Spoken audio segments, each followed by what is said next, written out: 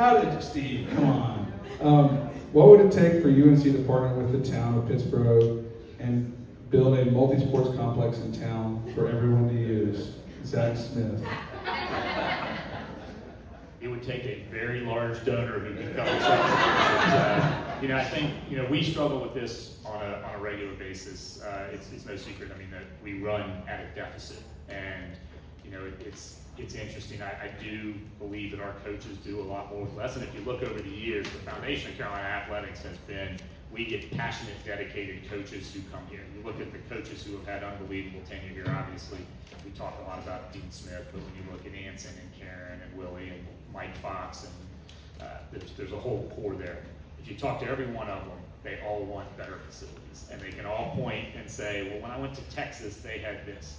When I went to Alabama, they had this. So we struggle on a regular basis where, what facilities should we invest in? We have some facilities that are incredible. Field hockey, to me, is best in class in the country. We have some that still need some work. Softball's not up to par. And so we struggle with facilities on our own campus. We love doing facilities projects. People get excited about construction projects. I think you'll see at Carolina North, we'll hopefully put some athletics out there, put the arena discussion on the side, but there's opportunities for some of our Olympic sports to go out there. If we were in a different kind of economic state, I would love for us to be partnering with all sorts of local communities to create, softball recreation complexes that we could have. You could have swimming complexes, and I think that that's still something that we have kind of on our longer term vision, that if college sports get to a little more stability, that we could kind of explore how we could expand. I think right now we're trying to figure out how we manage the current facilities and keep them up to speed.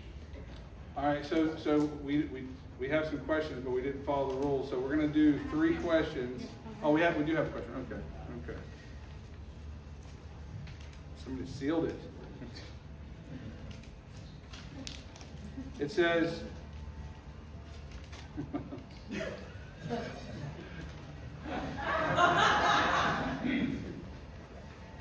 it's a fair question. So the question is, given what Cignetti, who's Curt Cignetti, did at Indiana, can this happen at UNC? So some of you are familiar, but Curt Cignetti came from James Madison, went to Indiana. Indiana literally was, by just objective measures and record, the worst Power 4 school in football over the last 50 years. So if you ranked them all, they were at the top. And in 2 years, they won a national championship. And so the answer is, can we do that here? I would love to say yes. History will tell you they are literally the only school in the last 100 years that has done that. Every other way to build a program is you have to get a foundation and build your way up. What they did was a unicorn, and it's never happened before. I would love to say absolutely we can do that. I think more realistically, we're going to have to kind of build from the ground up, get a foundation. Football is extremely important to both UNC and also to the college landscape. Whether you're a fan of college football or not, it is by far the largest economic revenue generator out there, which is why you see these huge TV deals for college football. And if you look at a lot of schools, I think I just saw Penn State, I think they've got 26 sports. I think football generated like $60 million in net positive revenue. Basketball was break even. Every one of their other sports lost money. We're a little different because we have an iconic basketball program, but we do need football to be good and relevant. We're going through some struggles. Last year wasn't where we wanted to be. I'm pretty optimistic about what we've seen in the spring. We look bigger, faster, stronger. I feel like we're better special teams, defense, and offense. We also have an absolutely brutal schedule this year when you're looking at Notre Dame, Miami, TCU, Clemson. But it's something that we're going to have some patience and keep building. Coach Belichick actually talked a lot about that in the offseason. He talked about, hey, this was a learning year for him as well, coming from the pros. And there are a couple different ways that you can build in college sports. You can build by bringing in recruits and trying to develop them and grow them. You can build through the transfer portal. What Indiana did is they just leaned into the transfer portal, threw a bunch of money at kids, and did an incredible job. What they did is inspirational. What Belichick did after a year said, hey, I think this might be a longer process, but we're not going to just use the transfer portal. we're going to try to bring in freshman kids, get them as part of the program, and develop them. If you look at his forte in the NFL, it was developing pro players. Taking average players, making them good, taking good players, making them great, taking great players and making them exceptional. So we brought in 40 freshmen.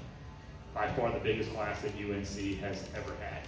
31 of them actually got here in January, so they were able to have a spring semester training with coach. So we'll see how that plays out, but we do know that it's not a quick fix, that takes time to build over time, and I think that's really what the football program's leaning into. I'm 6'5", 300 pounds, and if you need. So he did not give us his speed metrics or his strength metrics, he just gave us size and weight. I'm not sure those are the only characteristics that matter. I'm shockingly fast. I did have another question that was a double up. It said, did UNC ever consider hiring Cignetti? I think we kind of addressed that. Is the Duke-UNC rivalry getting watered down because of NIL?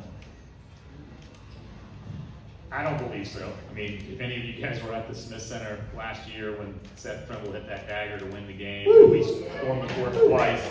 I think it would be hard to say that rivalry is losing its luster. I was here in 2005 when Marvin Williams had a putback. I thought that against Duke to win the game at the end. It was great. My son was 5. That was one of his first Carolina games, and that to me was the loudest I'd ever heard the Smith Center until last year. And so, my personal belief is that the Duke-UNC rivalry is bigger than who the players are on the court. And I'm sure there's some here who would wish that every player was like Seth Trimble and stayed 4 years. It's not the reality. We have, obviously, Caleb Wilson was here for a year. I would take Caleb Wilson for 1 year anytime. What he brought to this community, but obviously he's now with the Chicago Bulls. But I don't think that takes away from the Duke-Carolina rivalry. I think there's still the passion, at times the dislike, and there's so much talent on both sides. And what we've seen over the years is it doesn't matter where you're ranked, that game almost is always close. That's why it gets so much attention from the entire country and ESPN.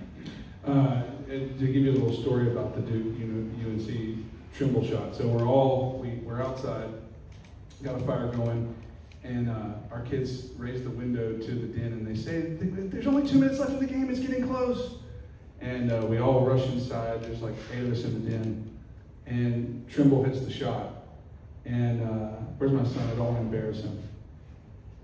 Where's he? I don't know. He got bored. Yeah. As soon as Trimble hits the shot, Nathan gets up from the couch, runs across the house in tears because he's so excited. And so I can say it personally, I don't think that the rivalry is tainted by the NIL, mainly because my son doesn't know what the NIL is. And so maybe by the time this all works itself out, it'll be back normal. We have one more question, and then I'm going to hand Gene a question. It's hard to read here. Ohio State actions the new business plan.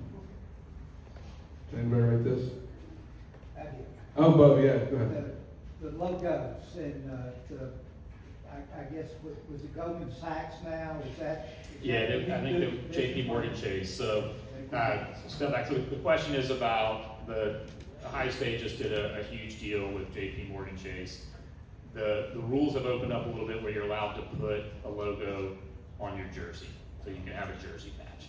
And college sports purists probably don't like that, and I get it. But on the one hand, we've got to figure out if we want elite programs, we're going to have to actually probably do some things that are a little bit uncomfortable to get us to sustain those. Otherwise, we're just relying on government dollars to support us. And so a lot of schools have leaned into the jersey patch. We had Notre Dame announced it, Michigan announced it, and Ohio State all announced fairly big deals. How many logos can you put on it? How about this? So this was, I think we kind of alluded to that I spent 15 years in the NASCAR space, despite growing up in Chapelville and not knowing the name of a driver or anything about NASCAR. And when I got here, a lot of my friends and other people had done memes of the UNC football uniform with logos all up and down the legs, all over it. We're not going to get there. Essentially, you'll see most likely one logo on there. And we've had a lot of discussions about who would be the right partner, how do you do that. I'm not sure we're gonna jump right into it. I think we're gonna try to be a little more methodical to make sure we figure out the right economic thing. But that applies to not just football and basketball. I mean, we think one of the things that we've talked about is we believe that we have the most elite women's sports platform in the country. And that was borne out, I think when they do the tally and all that, we were #1 in the country in women's sports. So we've talked about one of the things we'd love to do is get a brand that is kind of focused on women and young females and try to do an arrangement that is across all of our women's sports. There will be a time that we have a logo on some of the jerseys. We'll just see when we get there. I'll talk to you about 79 West. We'll do a little patch. A little patch. Your dues are gonna go up quite a bit, by the way. All right, okay, so let's wrap up the questions here, and I'm going to give Gene's burning. I can tell his eyes are on fire. He has a question for Steve, and then we'll hand it over to Gene for some updates. He told me that you were gonna be the hard-hitting investigator. No, it's not gonna be hard hitting. What it is gonna be is you meet a lot of folks out there in the field. You mentioned how many hundreds of events you attend. So when people come up to you, they go, Steve, UNC Sports does a great job doing what? But Steve, UNC Sports could do a better job doing what? So I'll start, and I appreciate you saying that. The beautiful thing about UNC athletics is everybody who's associated with the program, whether they're an alumni, whether they're an employee, whether they were like me, just a fan, they all feel like they're part owners of UNC athletics, which I actually think is a beautiful thing because that's why there's so much passion around it. It also means that you get advice and opinions from everyone every day. You should do this. Have you thought about this? Why do you guys do this? And so I think the uniform positive feedback that I get is anybody who interacts with our student athletes or coaches comes and says, I'm so proud that they're representing the university. We got it, the baseball team went to Omaha. There were 8 teams that went out to Omaha to make the College World Series.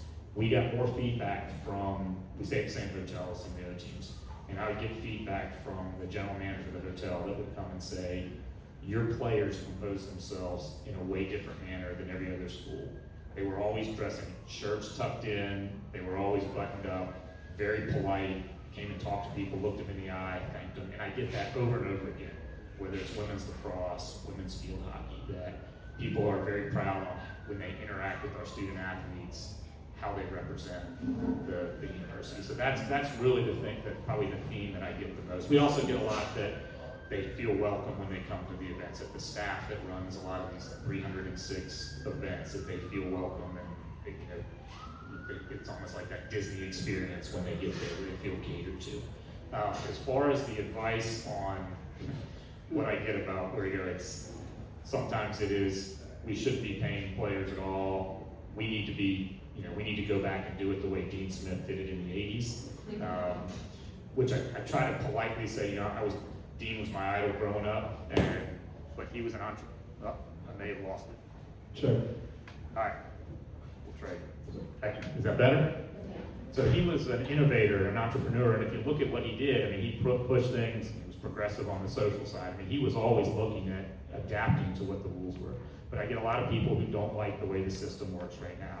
And a lot of times they say, we're Carolina, we should be elite. And as much as I have pride in Carolina, you can't just rely on tradition and you can't be complacent. I get a lot of opinions on different coaches, as you can imagine. Our football coach tends to get a lot of opinions. Whenever we have an opening, I got a flood of opinions on who we should hire for the basketball coach. And that was all over the spectrum. And so, I think it's just part of the job that when you have such a passionate fan base, that you're gonna get that. And I would actually not have it any other way. He's a NASCAR reference that I spent a lot of time with Jeff Gordon, and he always used to talk that when he either wanted them to cheer for him or to boo him. If they were silent when he came out there, that he'd known that he became irrelevant. And so you want that passion, and so you have to encourage it. And I will confess, we've gotten some good ideas about, hey, you need to change your ticketing for volleyball. This would make it more user-friendly for fans. So we get a lot of advice. Dean Smith, cut your microphone off. That was odd. The battery's still good too. It's weird. All right, so put your hands together for Steve Newmark. Steve, thank you so much for your time. So now we're going to have Jimmy come up. He's going to do